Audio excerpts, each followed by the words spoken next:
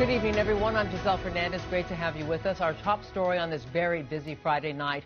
The search for answers ramping up at this hour after massive explosion and fire rocks the Chevron El Segundo refinery, one of the largest oil-producing sites on the West Coast. Bright orange flames leaping into the night sky. Residents watching the fireball for miles. Thankfully, no one was injured, and all workers are accounted for while the fire is out. Questions are growing over what caused it and what it means for the area's jet fuel supply and prices. The facility reportedly produces a fifth of all car and truck fuels and 40% of the jet fuel used here in Southern California. We begin tonight with Vanya Patino live in El Segundo with the very latest. Vanya, good evening. Good evening, Giselle. That is right. As you mentioned, it is one of the largest oil-producing refineries on the West Coast. And as is typical in the South Bay, it's right next to communities and neighborhoods. We spoke to some of the folks in those areas about, how they were monitoring this overnight and how they're concerned about what happens next with the oil, with the price of oil, with the price of just every good. 33 years, something like that. It's how long Dennis Kane has been living in this neighborhood, located less than a mile away from the Chevron refinery in El Segundo. On Thursday night, he was reminded of just how close that is. From my dining room, I saw a glow in the window. I knew something was happening. Then I came out, and there was just this overwhelming fireball to the north. That fireball he saw came from an explosion at the Chevron refinery that erupted around 9:30 Thursday evening, putting these communities under a shelter-in-place notice. But Dennis decided he wasn't taking any chances. And I just yelled, "We're getting out of here. We're bugging out." While he and his family spent the night at a hotel a city over, the fire continued burning for about 9 hours until Friday morning. It burned within a jet fuel production unit, says the field director for the United Steelworkers Union Local 675 that represents employees there, David Campbell. The fire burned longer than normally, but that's an indication that for whatever reason, they could not totally block off the flow of product that was feeding the fire. Chevron has confirmed they have launched an internal investigation to determine the cause of the fire and are working with local, state, and federal agencies.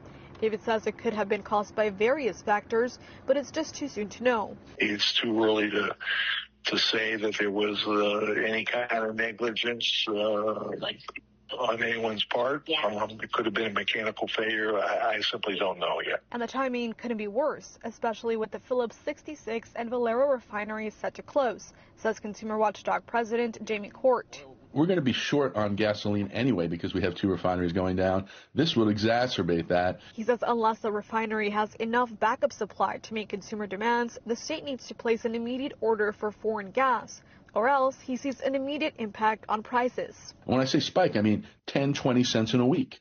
That's what has happened before. He says it also depends on how long it takes for the refinery to return to full operating status. In the meantime, because the fire affected the jet fuel production that supplies local LAX airplanes, he does expect this to impact our wallets overall. If the airlines have to pay more, we're all going to be paying more.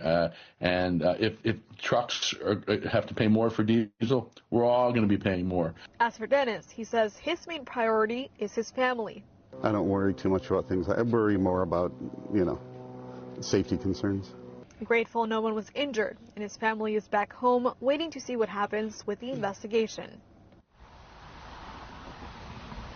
Now, as for the environmental factors, Dennis did say that there was an odor last night and also this morning when his family arrived back home. He is concerned about, what the chemicals could do and what happened overnight. Now, we did get word from the AQMD basically saying that the levels right now are within that safety threshold, but they did notice elevated levels overnight of VOCs, which essentially are chemical compounds that can turn into gases. Giselle. Yeah, so very concerning, right? Is there any legislation, Vanya, in place that can prevent a price spike from all this? Yeah, so there's a resupply law that has already been signed. It happened during the special session last year, but the Energy Commission basically has to implement it, set the guidelines, and make sure that they are being followed. That hasn't been done just yet. So the Jamie with the Consumer Watchdog program basically said if that had been, sped up or gone through the right process, maybe this could have been avoided in terms of that increase in prices that he's expecting, because it would essentially demand that Chevron and the other oil companies either make sure that they have that resupply, that they have something as a backup in case something like this happens, or that they pay for that oil that would have to be coming in from foreign countries. Excuse me. I know you'll stay on top of all of this for us and what it means for everyday consumers. Thank you very much, Vanya.